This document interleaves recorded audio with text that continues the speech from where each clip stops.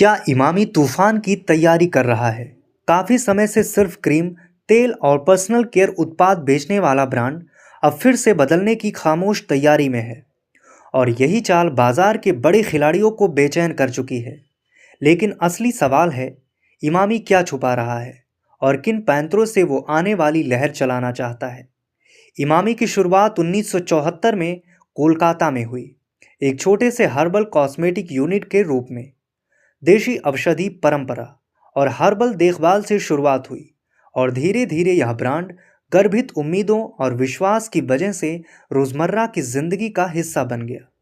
लेकिन समय बदल रहा था।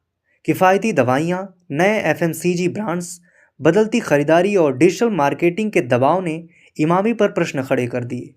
अगर पुराने फॉर्मूले और पुरानी ब्रांडिंग को नहीं बदला गया तो ग्राहक, रिटेलर्स और मार्केट से जुड़ी उम्मीदें टूट सकती थीं। Business model. आज इमामी सिर्फ पर्सनल केयर तक सीमित नहीं है। यह shampoo, cream, hair care, herbal दवाइयाँ और न्यूट्रोस्यूटिकल्स तक फैला है। कंपनी अपनी distribution network plus modern trade plus export plus retail outlets के जरिए काम करती है। साथ ही एक्विजिशंस और ब्रांड एक्सटेंशंस के जरिए वो ग्रोथ खोजती रहती है। Financial data.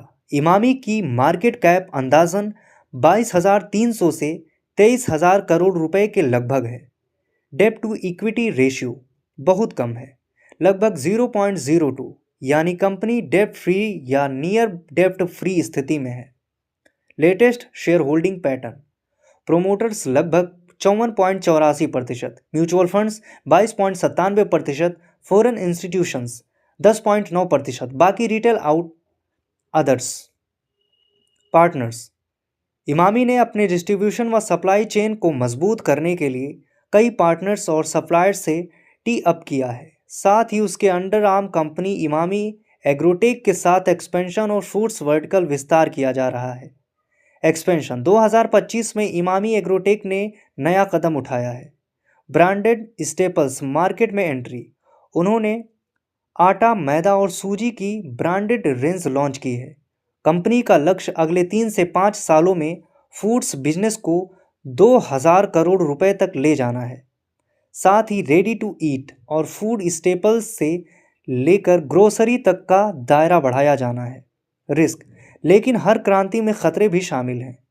नए फूड्स वर्टिकल में कंज्यूमर एक्सेप्टेंस अनसर्टेन है। कच्चे माल की कीमतों, सप्लाई चेन व लॉजिस्टिक चैलेंज से मार्जिन प्रभावित हो सकती है। अगर एक्सपेंशन जल्दी मैनेज ना हुआ तो